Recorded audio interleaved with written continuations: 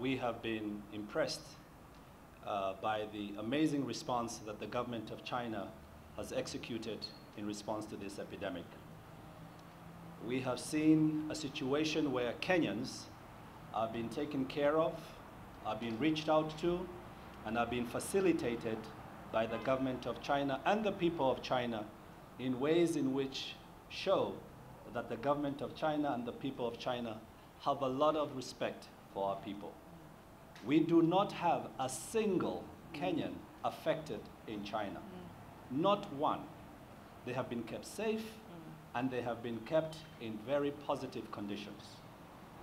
We should also remember that whilst the government of China is dealing with this full epidemic, as Minister has said, they have been in touch with us, they have collaborated with us, they have kept us reassured of everything that is going on, and we are confident that our people are safe and secure. Of course, we have young people in China, so it is inevitable that they feel apprehensive about the circumstances that they are facing. This is normal, and we have our mission in Beijing that has been in touch with them and remains in touch with them to give them confidence that we are aware and that we are confident that their situation is secure. Having said all of that, it would be irresponsible of a government not to look at all the various options available to it. And therefore, we are looking at all options that are available to us, recognizing that maybe the best place for our students under the current circumstances might be exactly where they are, in China. Should that change, the government of Kenya will respond effectively in the best interest of the students. In the best interest of the students. Thank you very much. This is an update of the novel coronavirus as of today, 7 February 2020.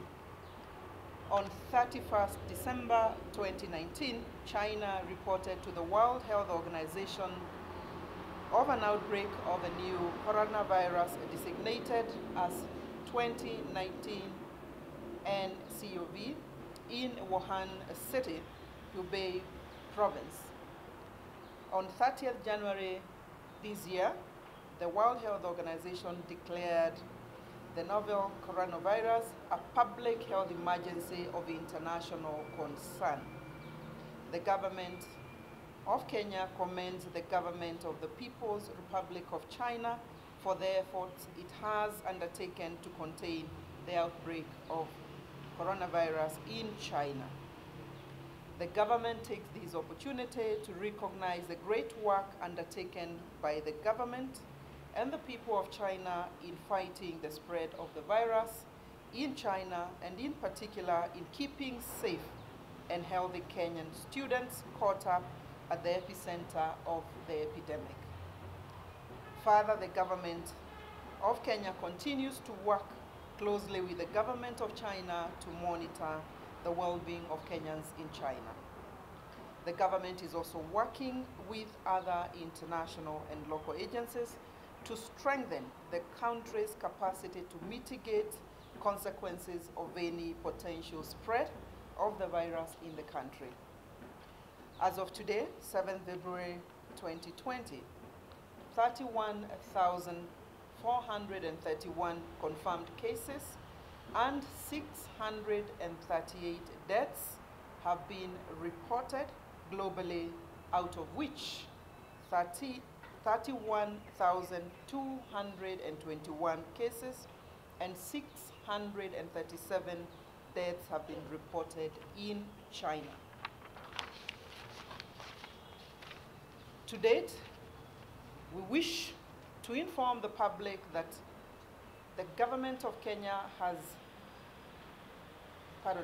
to date, we wish to confirm to the public that Kenya has not had any confirmed cases of the novel coronavirus.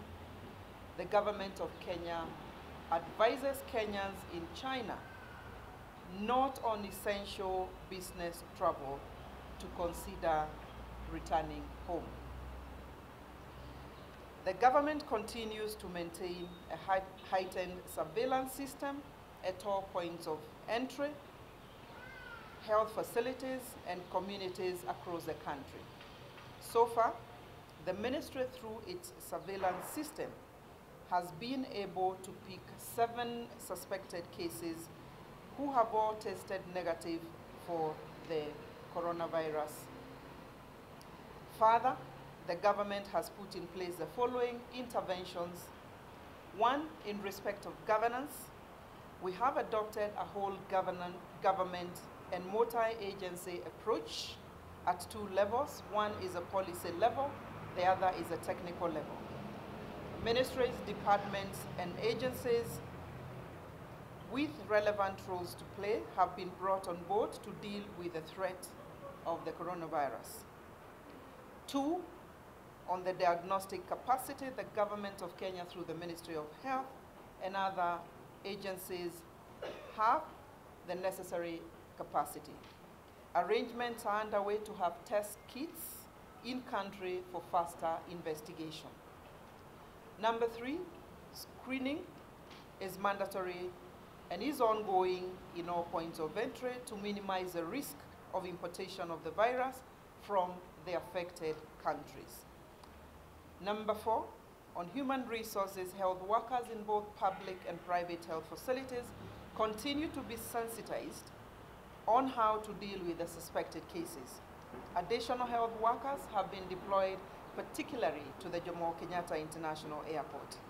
Finally, on isolation and quarantine facilities, just to confirm that the isolation facility at Kenyatta National Hospital continues to be available and used to isolate any suspected cases while they undergo investigation. The national government has also taken over a facility with an additional bed capacity of 120 beds at Bagathi District Hospital in a bid to enhance our readiness, just in case. Further, all the points of entry have isolation facilities and have prepositioned personal protective equipment. Finally, we appeal to members of the public to remain vigilant, to avoid speculation, as the government commits to manage the situation. We urge the public as follows. 1, need to maintain basic hand and respiratory hygiene and safe food practices. Number 2, to avoid close contact with people who are suffering from acute respiratory infections. In addition, anyone who is showing symptoms of respiratory illness, which include fever, coughing, difficulties in breathing, and sneezing, and with a recent history of travel to China particularly, and the other 24 countries affected, is advised to go to the nearest health facility for assessment and prompt management. Finally, we advising Kenyans against non-essential travel to affected countries. We want to reiterate to the Kenyans that you need to stay safe and you need to report any suspected cases to the Ministry of Health on the hotline numbers that have been given.